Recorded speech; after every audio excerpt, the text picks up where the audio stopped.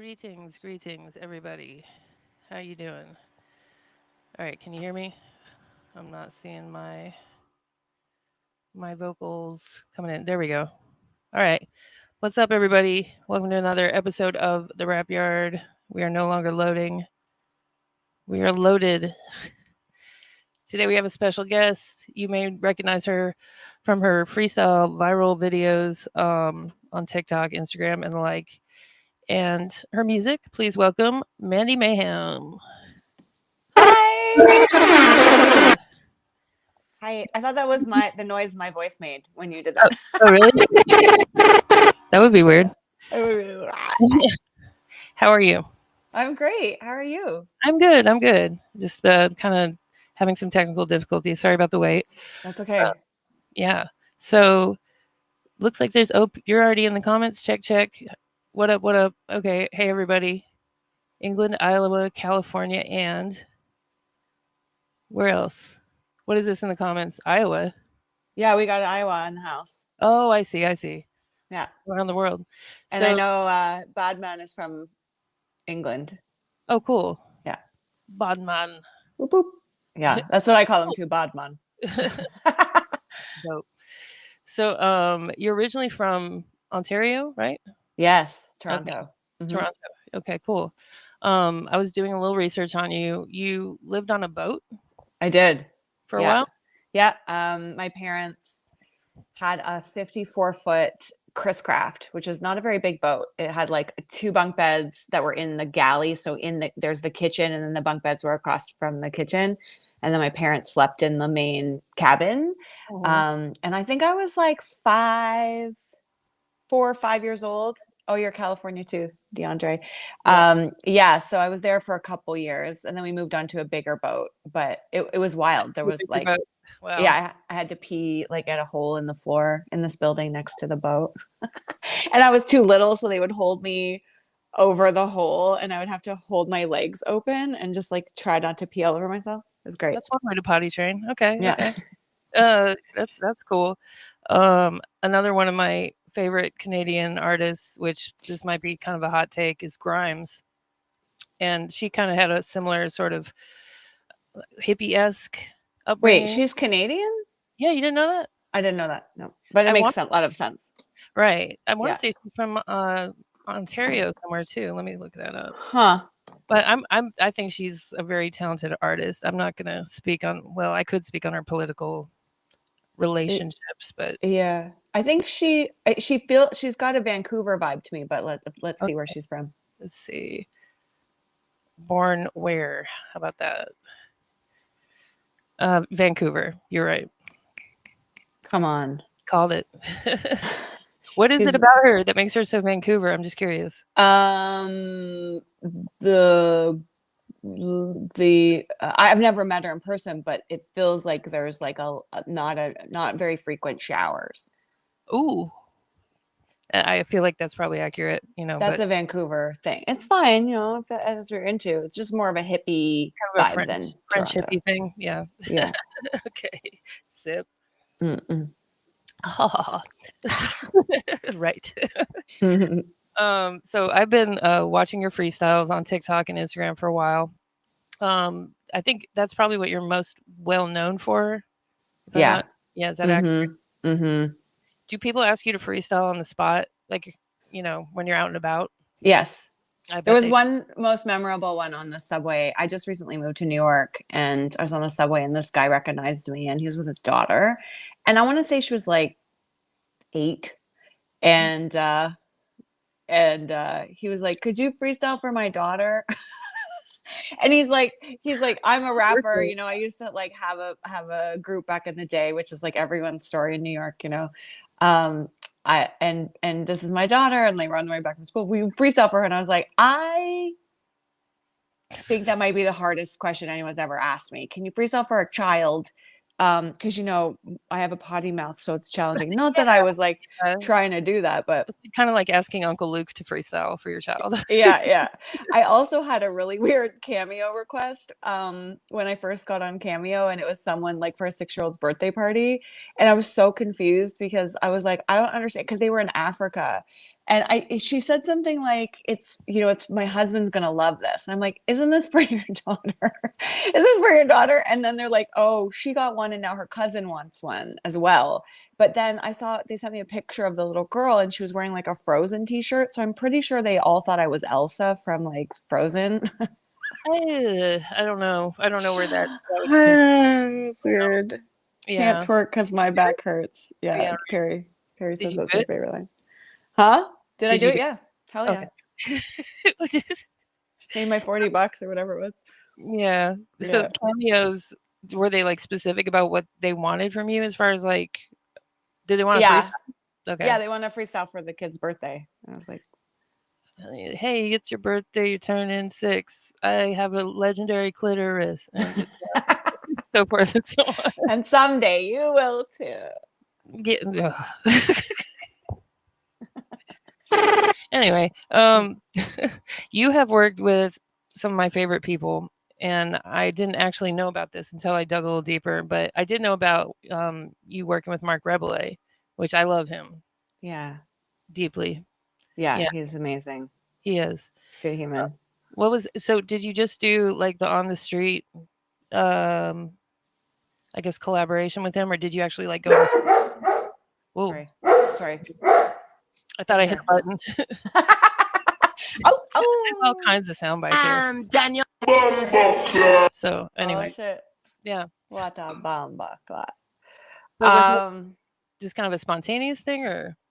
So we both were getting harassed by our fans constantly just tagging each other in all of our comments or whatever. And then I DM'd him and I was like, it seems like we should probably do something together. And he's like, yeah. And then he was in New York at the same time. I hadn't moved there yet. And so we pre-planned it. He was like, I'm going to be on this corner on Sunday. And so I came out. He was expecting me. I gotcha.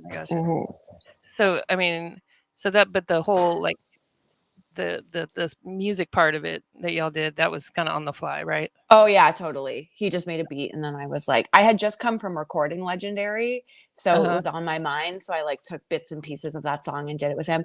And then Cool Keith actually reached out to me and was like, he said, you, me, and Mark Ribier should do a song together. And I was like, fuck yeah. And so we were on a group chat for a while, like but it was like herding cats trying to get the two of them to. Oh yeah. Wow. So it hasn't happened but we'll see. You never know. Cool Keith, if you're watching this, respond in the group chat, please. You know, me and Cool Keith are like, no, I wish. Yeah, it was really. I mean, it's really cool. That's great. I know you are like a hardcore hip hop head. You know what I mean? Yeah. I mean, I don't know. Like, I feel like I am, but then there's just so much to know. There's a lot of shit I don't know for sure.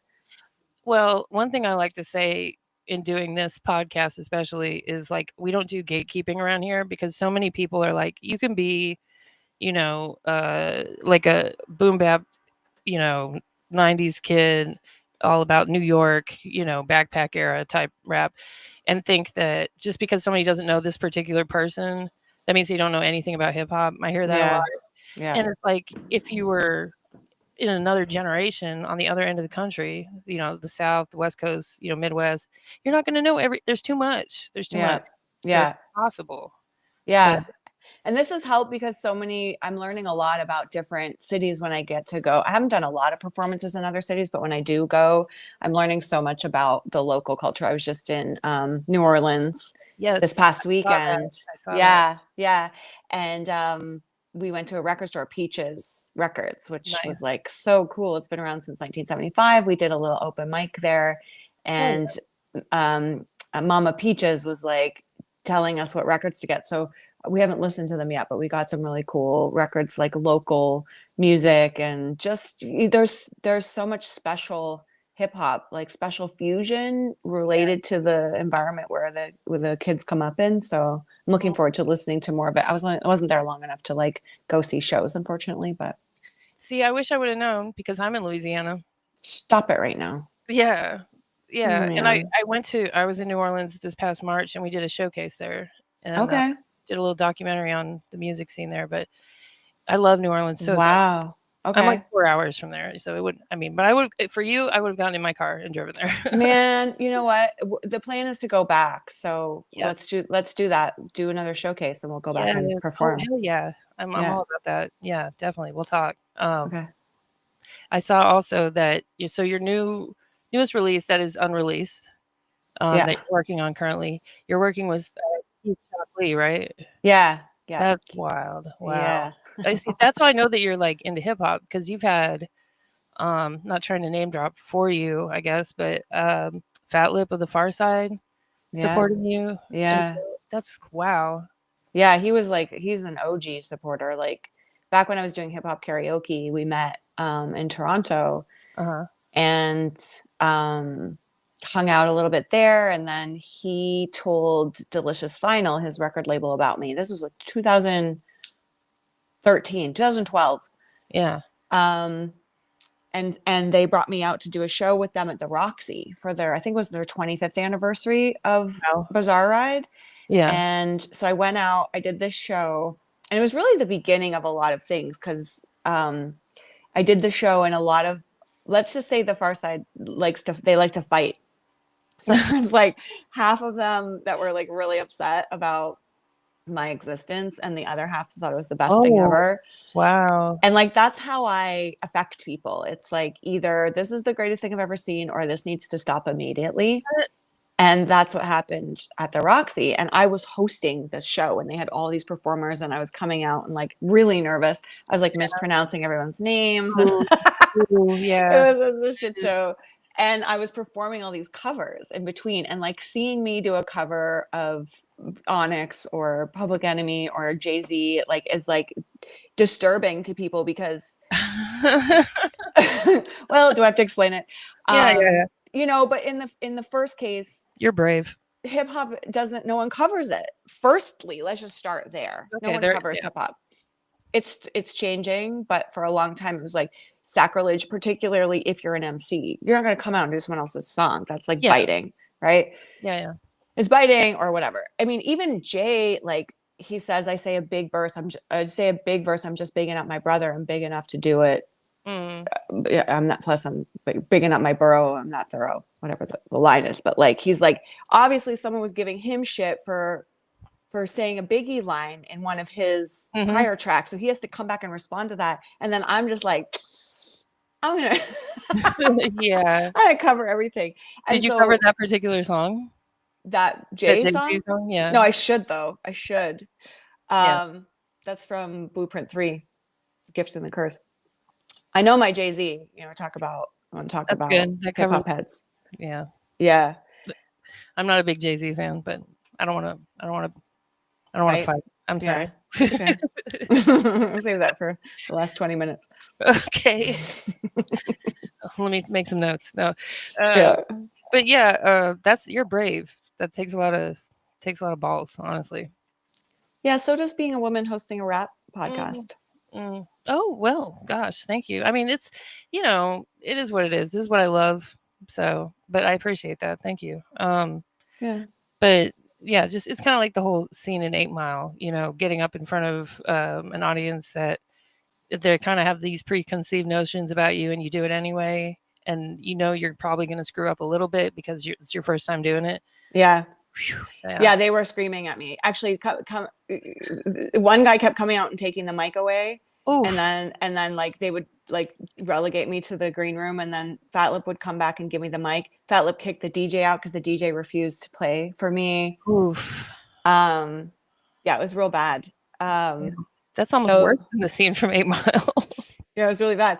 And so, but that was the moment when I knew I needed to write a show about it. I needed to do something because it was like, oh, this reminds me of cheerleading, which I had spent 10 years prior in that world. And like when I would tell people about cheerleading, it would be the same reaction. It would be like, oh, that's the greatest thing ever. Look at those people flying around. It's so athletic. Or like, that needs to stop immediately. What are these young women doing in these outfits? Yeah.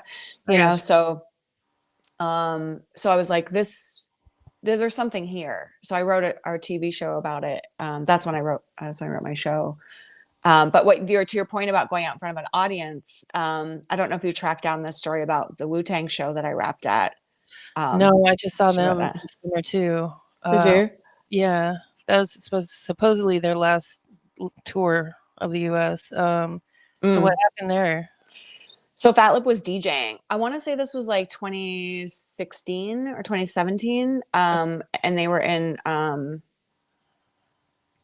forget the name of the venue. I think it was in not in Orange County, but is Orange something or other.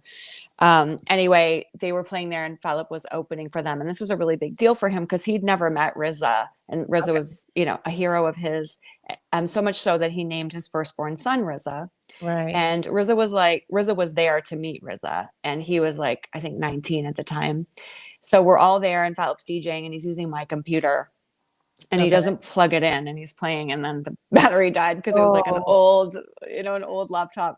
yeah, And the battery died. And so he's like, what the hell? Like, fix the computer. This is like his big moment. yeah, So he's like takes the mic and he goes downstage and he's like, any MCs, I'll beatbox for you. Nobody knows it's Fat Lip. Like, he hasn't told them who he is. He's just like, yeah. whatever, I'll beatbox for you. So some guys start coming up and I'm like annoyed because I'm like, well, why don't I just rap? Like, this is way Yeah, before any of this stuff. Like, no one knows who I am, whatever. Right. Why don't I just... So he's like, fix the computer. Hi, Jinx. Hey, James. That's funny. Hi, Jinx. Hi, Jinx. Hi, Jinx. Jinx. Yeah. So Jinx, you owe me a pop. Okay, so he's down there beatboxing and I'm figuring out I plug in the computer and it's so old. It's like 5 million pop-ups. Like, you got to close them all before the thing will start up again. And then I get it running. We try to plug in the thing. We need an aux cord. I don't know how the hell it was working before, but anyway, we need an aux cord. Yeah. So he's like, get me an aux cord. I'm like, what am I, your stage bitch? Like, I didn't come here to be your stage hand, but whatever, fine. He goes back downstage. He's rapping. I'm just getting progressively more angry that he's not like giving me the mic. So I go to the stagehand. Oh, he goes to me. The stagehand's looking around for a mic. Fat Lip goes, where's the other mic? And I'm like, I don't know. And so I asked the guy, where's the other mic? He's like, it's on the mic stand. I go over and I get it. And now the mic's in my hand. Uh-oh. And I'm like, is this hot? And he's like, yep. So I go, what about me? I want to rap too, in that voice. It's like packed. Like, everyone's there. The show's an hour late, like full house. Yeah. And he turns around and looks at me like, are you crazy? Right. This is the Wu-Tang. What are you doing? And I'm like so mad because he walks up and he's going like this to me. No. And I'm like, forget it. So I just walked around him and I'm like, fuck me, you'll change your whole life, man. Those condoms expiring on your nightstand. I started going a cappella. Uh-huh. And he's not helping me. He's like upstage. I'm downstage by myself. The whole fucking place is dead silent. I'm like, I'm gonna die. Somebody's gonna kill me. Or Because the verse goes, enter. My chamber's on that Wu-Tang shit. My METHOD kicks Liu Kang with. And when I said enter my chamber, I grabbed my crotch and I said, my chamber's on that Wu-Tang shit. And I heard like this, like, like gasp from the audience. I'm like, if I could go for it. And They then didn't go for it. Wow. no, I'm still in the middle of like dead silence in this arena. He eventually comes down and starts beatboxing for me. Still totally quiet. Fat Lip. People start pulling out their phones. Still no one's making a noise. They're just like in shock. He starts beatboxing and then the end of it is, INVISIBLE, bitch. Pay attention when I mention, you see this. Give me some loving. I know you need this. Pussy is the power, so notice me when I speak dick. And I like yell it at him because I'm so mad that he fucking put me in that position to begin with. And then the audience goes, what? Starts screaming. And I was like, oh, thank God. And so I was like, okay, thank you, goodbye. And I just like gave the mic to the bouncer and ran away. And I was wearing this like disco onesie, like this really cute, like I definitely did not, I was dressing against type already. It was insane. And then afterward, we're driving home. Fat Lip's like, okay, I know what you're going to say. He's like, it's not because you're a woman that I didn't want you to rap. And I'm like, okay. Yeah, no shit. Why? He's like, because you came with the comedy shit, with the like, I want to rap too, with that shit. And he's like, it's serious. I'm like, it's Wu-Tang. It's not serious. They take it serious though. They really do. I know, but they're so funny. Like, You're right. You're right. That's the kind of like comedy kind of walks the line of being serious sometimes. At the same time, it's well, yeah, absolutely. And that's my sweet spot. It's like everyone's like, is she? What's going on here? yeah, yeah, yeah. Yeah, it is. It is your sweet spot, and that was probably one of the best stories that I've had on this show. Honestly, like that was a pretty great story. Um, Thanks. yeah, Old Dirty Bastard is one of my favorites. Like, Come on. I don't like doing the top 10, top whatever, but he's up there. He's solidified in my list. Yeah. And talking about comedy or like comic relief when it comes to like lyrics, if you can say something that makes people kind of shocked or like, what did he say or what did she say, then Mhm. essentially that's like doing stand-up comedy at the same time. Yeah. So especially with freestyling, because you got to be quick on your feet, and that's what a lot of comics do. So Yes, exactly. Gotta love a laugh. Yeah. yeah, we were just talking. I just posted a clip of that. Me and Dr. Fubs, he was on here. Shout out to him. And shout out to Wu Tang too, because I got to meet all of them backstage, and I haven't Wow. really dived into that story yet on here, but I will someday. Not right now, but yeah, we were talking about Miles. You know who that is? No. Okay, I'm gonna play you some Miles because I have. Okay. Yeah, Okay. he's sort of like the young I don't want to say Weird Al. Let me just find some for you. Hold on. Wait, do I know him maybe?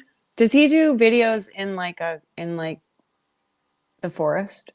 Sometimes, yeah. Yeah, I know who he When you is. see Yeah. him, yeah, yeah. When you Yeah, see him, yeah. like, okay. Yeah. I still don't want to play a video. Yeah, yeah, yeah. Hold on. Yeah. Actually, you know what? I just DM'd him. I just Ooh, DM'd him like last week and I was like, we need to do something together. for real, you do. Yeah. It'd be great. I I've DM'd him distorted. before. I think it limits you to one. So, Oh um, no, that's not him. oh, okay. Well, I wonder who this other person is you're talking about. Eh, okay, yeah, in the forest. No, not me. Jack just want to drink. My grandma just called me a fucking nigger. Oh, I don't know why she mad, so I had to hit her. Why the fuck my cousin looking for his four-wheeler? I just need some fucking water and some sugar. How you don't got no tissue in here? Why your car only go to the first gear? Feel like DC I'm fly, bring that ass here. Why you got the water but it's not crystal clear? Sold my brother a dog but it was a deer. My mama got mad and she said, you bitch. That shit hurt, bro. Now I gotta take your tire. Why? okay. That wasn't the best example. Hold on. No, that was funnier. I thought that No, was there's funnier. better examples. I looked up. Okay, no, Pirates on the Boat. What is PMSL? Badman. Oh, Peeing myself laughing. yes, but Badman, you need to get that looked at. Yeah. She does have bars distorted.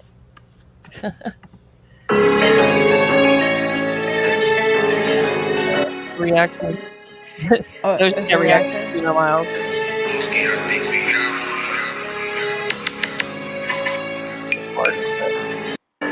Shout out Martin Luther King, that nigga had a drink.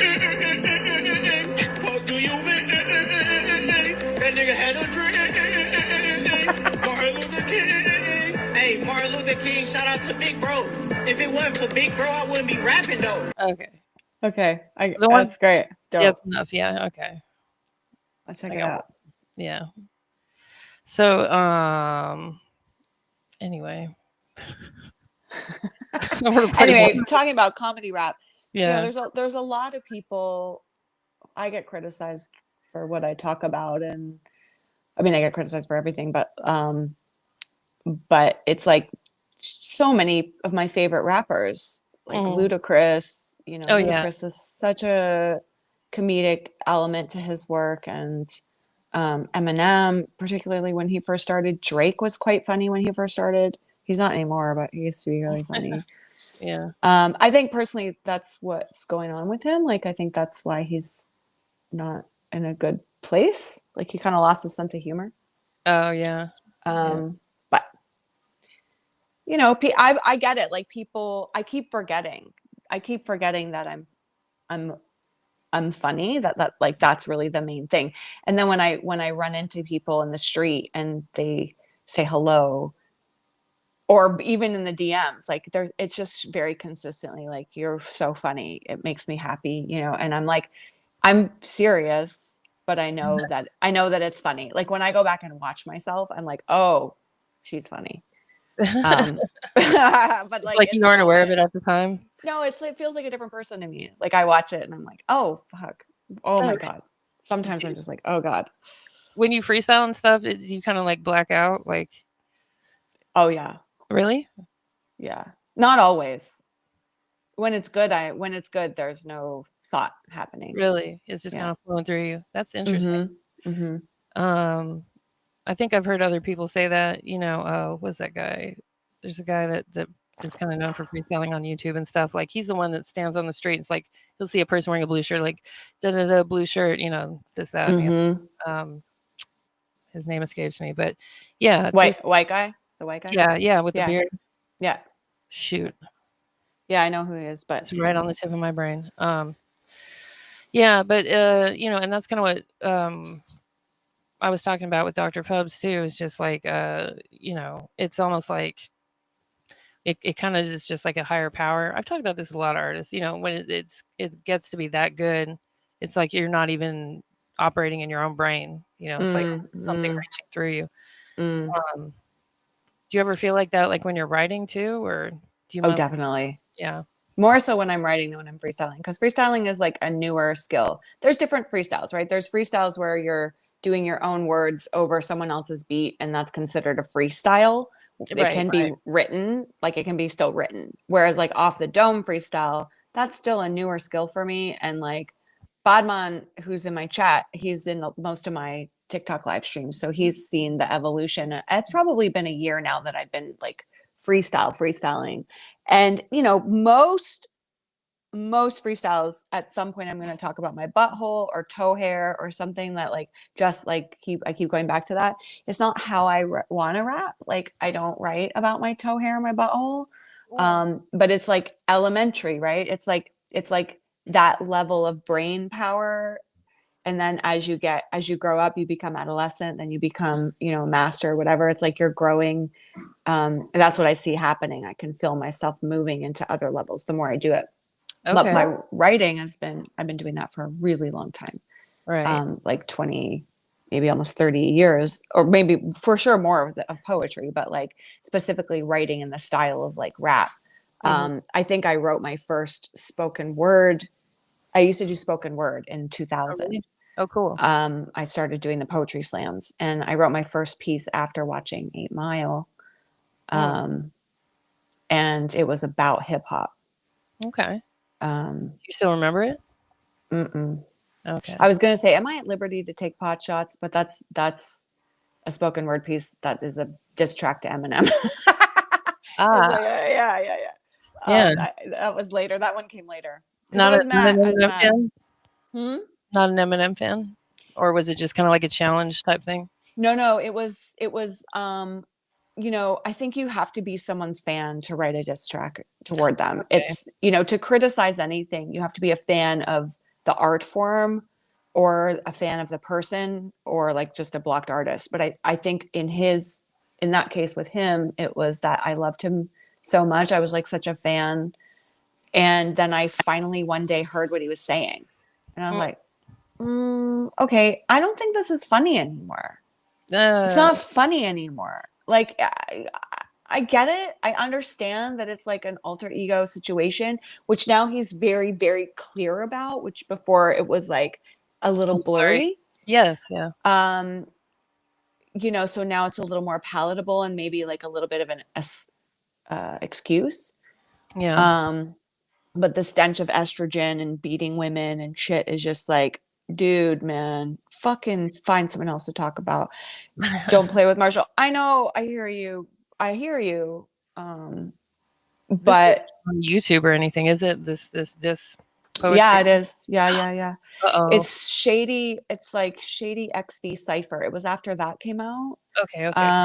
And I shot it like very similarly to that. And It is just like it's just about that. It was like I still have red Is it hair. Mandy Mayhem is what it's under? I think so. Yeah, it's Okay. on my channel. It's on my channel. Oh, my okay. YouTube channel. Mm-hmm. Cool. Yeah. That's interesting. Yeah, and I've it's the evolution of Eminem fans needs to be studied because Mm. you go to this through these phases where it's like, yeah, and then after a while you're like, okay, dude, you're talking about your mom, like that ain't it, like Yeah, or I understand though. Like I understand when things you can't resolve something. Like I do think that it's a very teenage mindset. yeah, the greatest art I think is when you have an artist who has a question they can't answer, and throughout their whole course of their career they're trying to resolve this question. I don't know I can't speak to his question, but it has a lot to do with women. Right. Yeah. Yeah, and that probably traces back to his relationship with his mom in some way. Absolutely. The Freudian spin. Yeah. But you have, and I know he loves kids and his daughter and all those things, but right. And that's also, let me move this out of your face. All right, here we go. Eminem Shady 14 cipher response. As he said, this was 2000. Mandy Mayhem, doing my best to represent the T-Dot. Look how cute she is. You're still cute. Am I at liberty to take pot shots at the broad-hating bullies in their Buick drop tops just at a post-op after pissing hot sauce out of a soft cock that stops and drops 7 inches from the floor? Hey, asshole. Just because she doesn't want to fuck you doesn't mean she's a whore. I've deduced that there's more to you than just an angry white dude who fantasizes about domestic violence. You couldn't honestly possibly wish to silence Haley, Daddy's little princess whose brilliance is extinguished every time she two-steps to your mind sodomizing rhymes. She dies inside every time you worship on the altar of vaginal slaughter. She is just like her mother. And her mother is just like the rest of us. The best of us see through your verbal assault that puts memories at fault for your unsustained relationships. Suck on a tit for a bit. Oh, I get it. You didn't know. You must worship it first in order to receive the abundance of a strong, hard clit. Stop hating on the lady prick, or the mothership will visit and hang you from your 7 inches of limpness, and remind you who you are fucking with. The mother movement is rising. Bored to death of complacently ingesting medieval rhymes from molested minds, attempting to suffocate my light with misogyny. Ready to step with authority and maybe even rap about it. Oh yeah, lady rap happens. Presently, the industry screams with indifference, so intelligent head nods must be enough to sustain my desire for thunderous applause. The rap gods may smirk as I step up to the mic, chuckle at my verbal masturbation with no release in sight, as I try to write words in an order that will outperform contagious videos of kittens wearing Dr. Dre's headphones. Calgon, phone home. It is time for Mandy Mayhem and her bitches to arrive. Will we survive the onslaught of uncontrived anonymous responses in the YouTube comments, or wait, what is that on the table? The dead air of uncontrived? Oh, those are my trophies, my hip hop karaoke trophies. Okay. And hip hop karaoke, just to get a clear picture, what that's like a thing that what is that? What is that? Yeah. So it's a party that no longer exists, but it started in like 06, 07 in New York, and it was like they would play the instrumental and you would have to do the song. So it wasn't like there was a video with a bouncing ball. It was like literally a live band. No band. They play you have a DJ who play the instrumental, and so it started in New York, and then there was one in Toronto and one in London, and one in Vancouver for a bit. So I did it in Toronto every month, and that's one of the ways that I learned to do all these covers, because every month I would learn a different song and go up and do the cover. And then I traveled a lot. I used to coach cheerleading in Europe. So I would always be in London, and I would pass through the hip hop karaoke in London. And and perform there. So it was like that was my training, you know, in that really fun environment. Yeah. What were your like go-to songs? Well, You Don't Know by Jay-Z was one of my go-to songs, and it's so funny that that's the first video that I went viral for. Yeah. Was doing that song.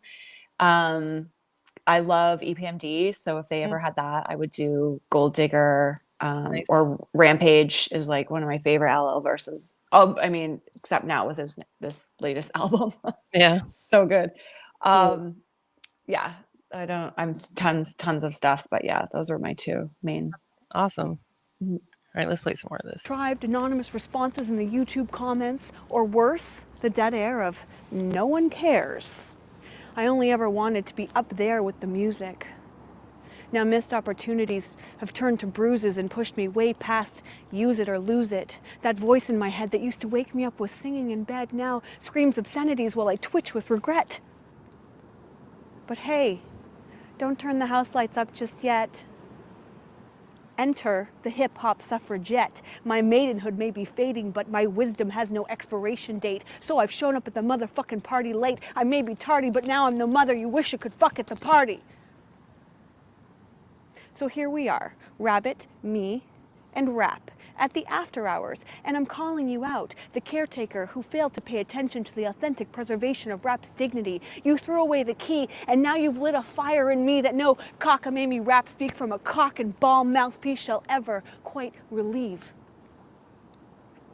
I've waited, but no reprieve. Pour champagne on this. Douse me with modern rap fantasies.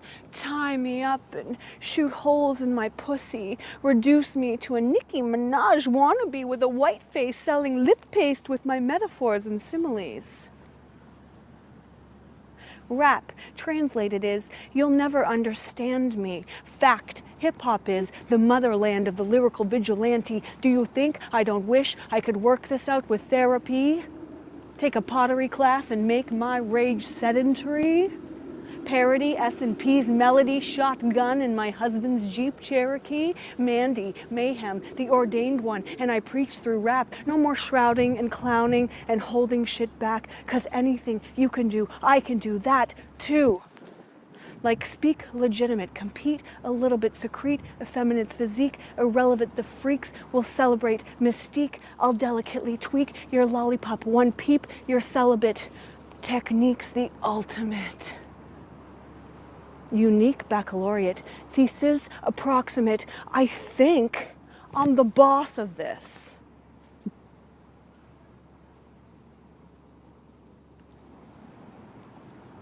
It's given a lyrical Jodie Foster. I like That's it. funny. That was I tough. mean, I am an actor.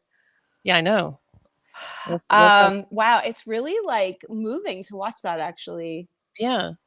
So long ago. It's like, what does it say on that video? It's like 2012 or something. I was No laughing wonder. because DeAndre said you can take Eminem out, Mandy Mayhem. Maybe Not so. in that way. Okay. Take him out for coffee. I'll take him out for coffee. Okay. I'm sure he'd love that. I had actually done a freestyle in the style of Eminem a while back on this show, and I was trying to find it just so I can embarrass myself, but I can't find it. So it's out there. Oh, Darn it. dope.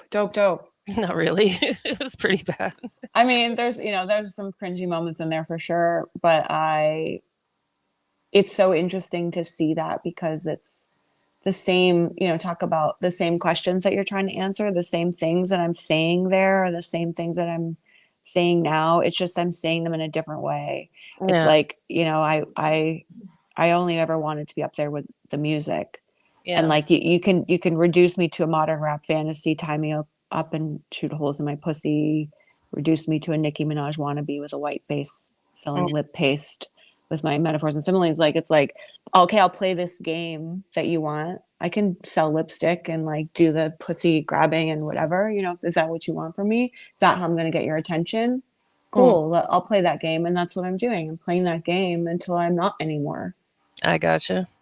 So is a lot of the pussy talk, for lack of a better term, is it do you look at it as like sort of like an attention grabbing? It's not attention grabbing. It's exploring the expression of the hyper feminine as a response to the hyper masculine. Okay, I like that. It's about how do I have power in a hyper masculine environment? There's no way to have power except to meet you where you are. Mm-hmm. That's not true. There's lots of ways. There's lots and lots of ways. I'm choosing this one because I think it speaks to my rage at the lack of power and the ways in which I feel like my power has been taken away from me. There's not a world where I'm going to suffocate someone with my labia, but like in my song, that's what I'm talking about in Legendary, right? Yeah. And so it looks like all Marilyn Monroe and cheeky and vibey, but like underneath it, it's like I'm talking about power. Yeah. And that's I think that all the pussy rap, and as a matter of fact, all the rap that anyone is offended by is a trauma response. So like somebody that's going out and rapping about violence isn't, there's people that do it and it's inauthentic, and you can feel that, but people feel the authenticity in my work because it is authentic, because I am responding to trauma and violence and misogyny, and that's how it's coming out, because that's what I'm meeting people in the face with like my response. And back to M, like that's what he's doing. He's responding. Where do you feel the most powerless? As a child with your mother. So rap is this massive voice. It speaks truth to power. Right. And in his case, that the trauma with his mother was so extreme that that's what he's stuck in, and that, God bless him. Yeah. But it still is incredibly, after 50 years, as a mainstream art form, even though it just fell off the Billboard charts for the first time, in 30 years. Yeah. But as a mainstream art form, it still is an underground voice speaking truth to power all over the world. All right. Yeah. I mean, that's kind of, it's like, to me, I was born in 1980, so I kind of watched the whole progress of, pretty much the whole progress of it, like commercially or pop wise, evolve, right? And it went, when I was a kid, you couldn't go in a grocery store or an elevator or whatever, you wouldn't see it in a commercial where there would be like hip hop playing or rap or whatever. And now it's everywhere. Like you could be in like Trader Joe's and there'll be like a Biggie song playing. So it's interesting. It's really interesting. And with that, comes gentrification and whitewashing and watering down and all that stuff. And I think that's probably like a lot of the backlash that you see, if you get on stage and nobody knows who you are, that's just kind of the you can't help it. That's how you present, Yeah. So I play into it. It's like, what's the biggest juxtaposition to make you think? To make you think about all the things. Like, I know that I'm a conversation starter when it comes to appropriation, and so should that conversation still be continuing. Right.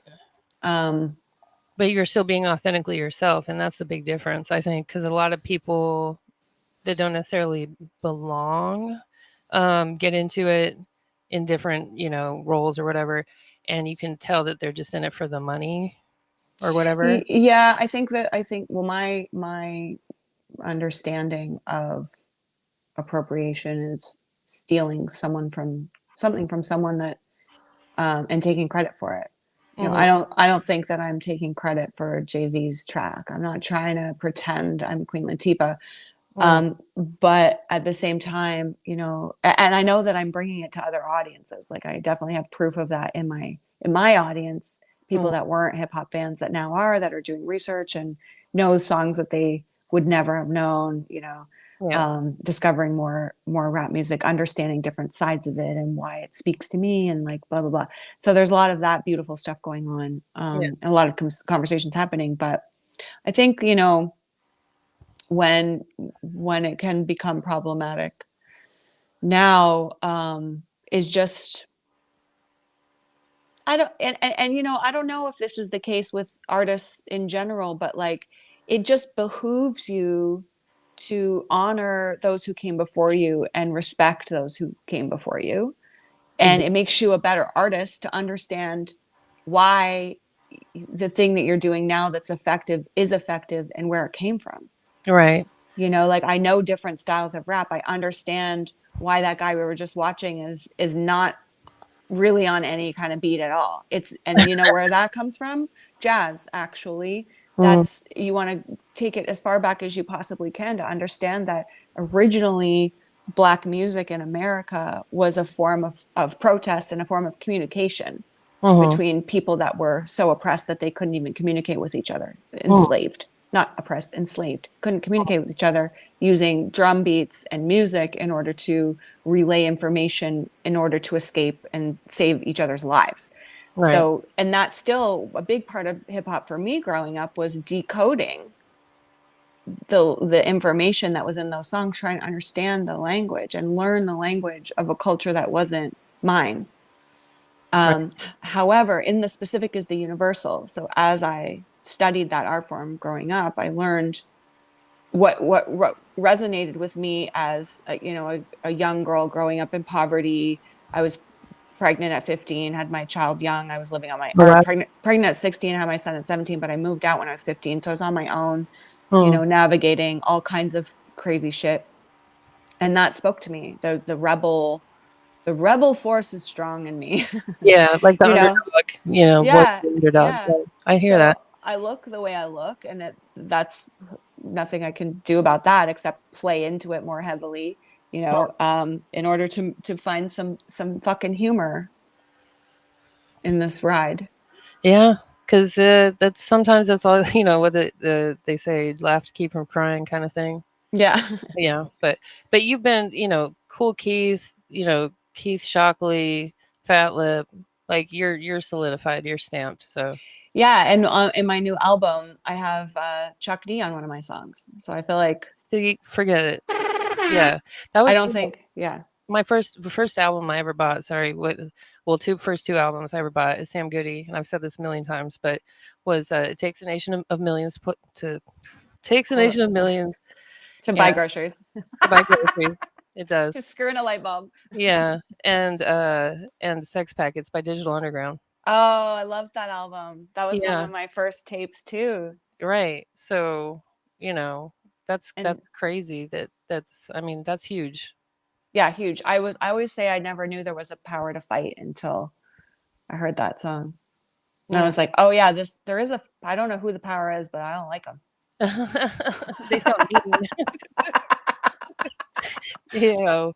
That's funny. But yeah, in my own way, I guess I saw glimpses of that. We didn't have a lot of money growing up. We were in a very predominantly Hispanic neighborhood, and my school was predominantly Hispanic, and so kind of different perspectives on things. I just knew whenever I first heard like hip hop, it was probably on TV, and I was very little, and when I heard it, I was like, "That's what I like."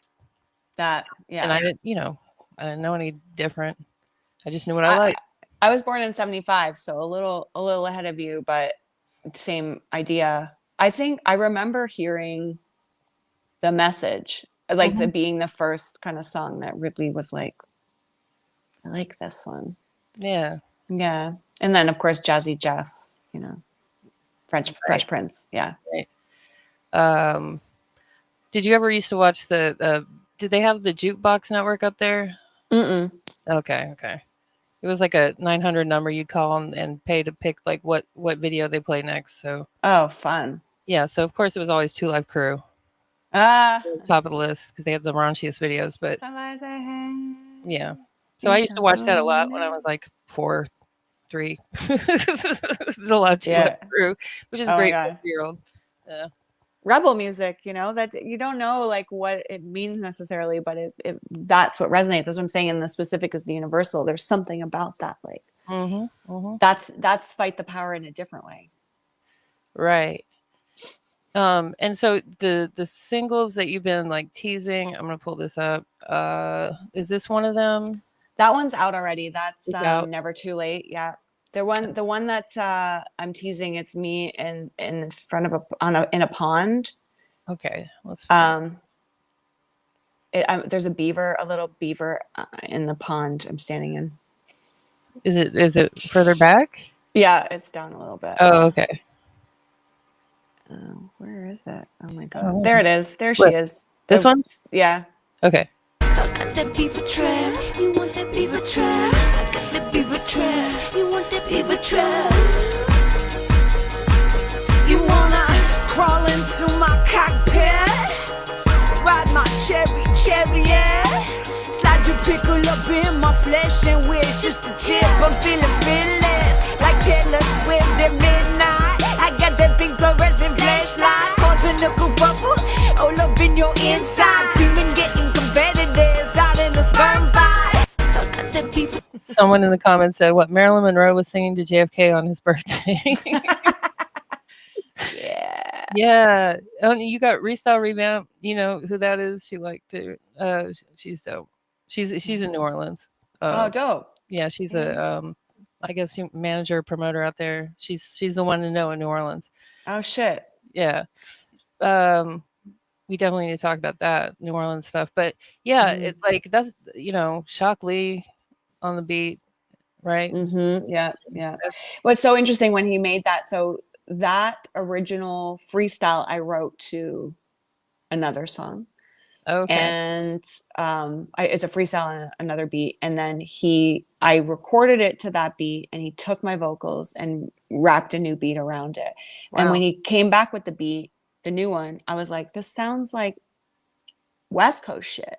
It kind of, yeah. And he's like, well, he did Ice Cube's first solo album. Gotcha. So he's like, no, we invented that shit. Right. The West Coast sound is East Coast. But I mean, Dre obviously there's a lot of crossover. Yeah, there's a lot of crossover here. I just but it's like a car again. bouncing is what it sounds like to me. Like, yeah, the lowrider sound. Yeah. What was his first album was gosh, was it America's Most Wanted? Yeah. Mm-hmm. Okay. Mm-hmm. Wow, that's a classic. I didn't know that. I didn't know that he did that album. Mm-hmm. My freaking dog just opened the door by himself. Come on in, dude. Fancy. He's a fancy boy. Yeah. And my creaking door. Okay, forget about that.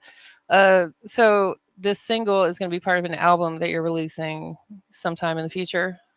Yeah, we're in post-production. We're working on the mixes. I also I recorded a verse on a song with DMC for his album. Wow. I don't know what's going on with that, but you know what? It's like, I think there's a lot of songs that end up in graveyards. I'm hoping that these ones don't end up in graveyards. I hope that I get to put them out, but yeah, it's a process. So. It's weird how that happens, like, I don't know. Bummer. Mm-hmm. Yeah, it is a bummer. I gotta play this too real quick. This is great. Oh yeah.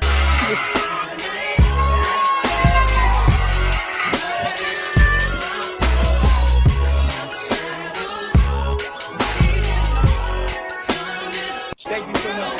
Getting a little handsy there. Yeah, that's what you're so yeah, I probably would have the same reaction.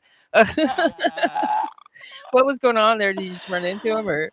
Oh no! So we did a show together in Atlanta. Wow. Yeah, it's called The Shit Show. He was the headliner, and I was in the show. It was like his hands are all up. I know. That's why I was like, "Keep touching me!" Lord. Me. That's what I was screaming. "Keep touching me!" Yeah, it was funny. It was fun. Mm-hmm. That's amazing. I mean. Is there anyone you haven't worked with yet that you would like to work with? Like kind of a dream? Some girls. Yeah, some of the girls. Oh, some girls. All the girls. Any in particular that are at the top of your head? Like... I mean, Madonna first. I'm all up in Peach's DMs trying to get her to let me open for her. Nice. Yeah. Cardi. Like Cardi is freaking hilarious. I just think we would like do so many fun things together. Oh yeah, I love Cardi. I really love Rhapsody too. I feel like it Yeah. would be mortifying for her to be like. Don't say that. You never know. No, you never know. But I did. I did. Yeah, I had a show idea for us actually that I thought would be really funny. Have Yeah, you heard God Squad? Yeah. You have? Little Sims is my favorite though. She's Oh, yeah. like, and Doechii. You know, those Yeah, are I would yeah. say those are my top. Little Sims and Doechii are my top for sure. Cool.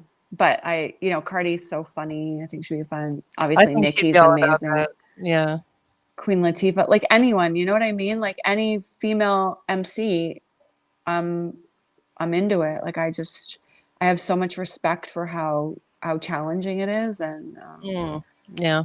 unless I'm a little scared of them.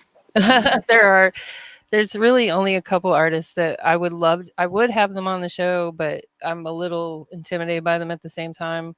One of those would be Azealia Banks. I respect her as an artist. I think she's great. A little scary. Like just I feel like she would like curse me or something. Yeah, she probably wouldn't like me. Who knows? Who knows though? She might, it's like that's at the end of the day, I do have bars. So it's like, on the field, but I don't want to like, okay, so I post videos on what is this channel? YouTube. Yeah. And I've had somebody helping me make posters for them, cover art. And when I'm doing a cover of a man's song, I'll put like Mandy Mayhem versus Jay-Z or versus Drake or whatever. Right. But if it's Little Kim, I'll say Mandy Mayhem loves Little Kim, because I don't want to do that. I don't want to verse. I do think that competition makes us healthier and stronger and better. And it would be fun to like do some kind of rap battle in a healthy, competitive way with a female artist. Yeah. But I think there's just so much of that. I would way rather battle a man. I'm way more into that than I am. I just don't, I would way rather find ways to lift each other up. Yeah. Because even now in 2025, people are still saying, female rapper, female, and that's fine. But it's also like they got to separate the categories. It's always like, well, who's better, this female or this female, and stuff like that. They want to see they want to see women fighting. Yeah, it's so stupid. Yeah, but I brought up Thought Squad. She's a friend of the show. I think she's super dope. I think that actually y'all would align really well. She's really funny too, right? Yeah. Yeah. I feel like I follow her. Probably. She does a lot of these videos with her. I think it's her husband's grandmother. Oh, really? Yeah. Yeah. Let me find something of her. I gotta shout out Thought Squad. Hold on. This is my intermission music. Okay, here we go. Promise it's not. Someone in the comments said Missy and Eve. Those are good choices as well. Yeah. What up, BDBGP? How you doing? I am good. Hi. Everyone go check BDBGP out. Okay, so this is Thought Squad. Dude, come on. Oh, yeah. Here. I'ma show you how to make a pound cake.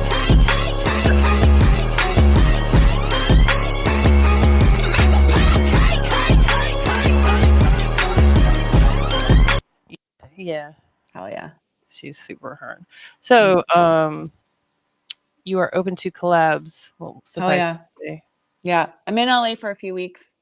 So anyone who's out there, HMU. There you go. There you go, folks. And your Instagram is Mandy May. I have it in the description. Manda Merhead. Okay. So, right. If you search Mandy Mayhem, you'll find me. Yeah.